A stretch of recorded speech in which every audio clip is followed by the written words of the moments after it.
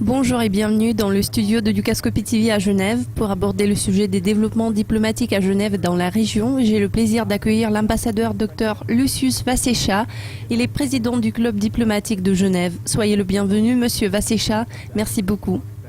Alors, les négociations sur le nucléaire iranien se sont tenues à Lausanne, tout près de Genève.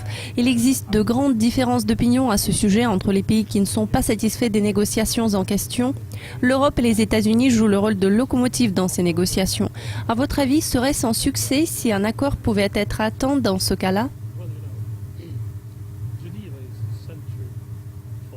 Vous savez, Genève est réputée pour être un centre de rétablissement et de maintien de la paix.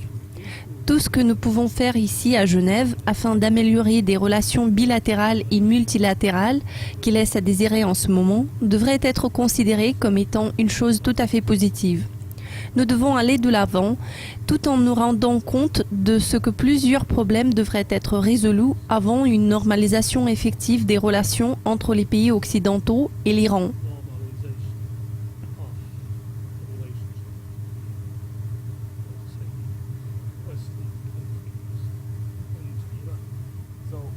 À travers l'exemple de l'Iran et des négociations qui ont été organisées ici, pourriez-vous nous expliquer pourquoi ça se passe à Genève ? Vous savez, depuis des décennies, nos partenaires apprécient le fait qu'ici à Genève, ce ne sont pas seulement les bâtiments qui créent cet effet positif, mais toute cette région permet de jouir d'un environnement magnifique qui contribue à la création d'une atmosphère particulière qui est très propice aux négociations. C'est une très petite ville, je dirais la plus petite des grandes villes du monde et tout est simple ici.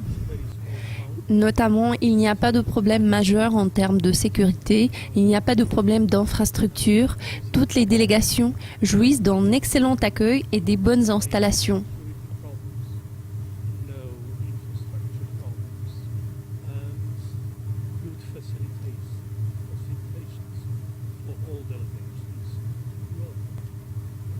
Néanmoins, certaines organisations internationales ont décidé de quitter Genève.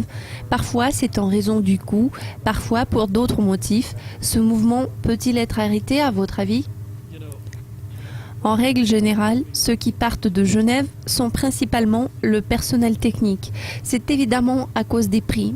En revanche, la renommée des 37 organisations internationales ayant leur siège à Genève, ainsi que d'immenses possibilités de coopération entre ces organisations, sont si importantes qu'il n'y a aucune menace pour la dimension internationale de Genève. Tout simplement parce que de plus en plus d'organisations internationales doivent coopérer les unes avec les autres pour économiser de l'argent.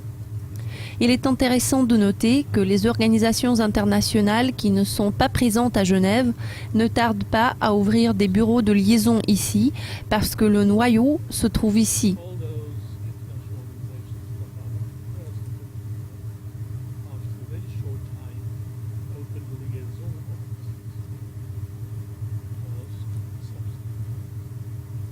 Comme nous savons, le Conseil des droits de l'homme vient de se terminer à Genève. Il a eu lieu en mars. Les ONG se sont d'ailleurs plaintes que Genève soit trop chère pour ces organisations, en ajoutant qu'elles ne peuvent pas se permettre d'y participer. Pensez-vous que ce sujet de préoccupation doit vraiment être pris au sérieux ?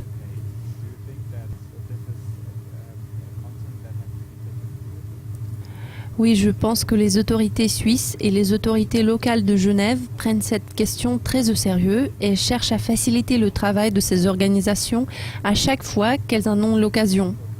En parlant des perspectives de la Genève internationale et des événements diplomatiques à venir, quel est le programme pour 2015 ? Cette année, Genève est censée participer à 2 événements majeurs.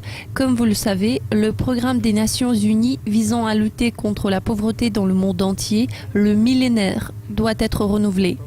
Ces négociations se déroulent à Genève. Enfin, n'oublions pas les efforts sur le plan des changements climatiques et de la protection de l'environnement qui se terminera à la fin de l'année par une conférence ministérielle à Paris. Je tiens à souligner que de nombreuses activités ont déjà été lancées, notamment grâce à la contribution de l'Organisation météorologique mondiale.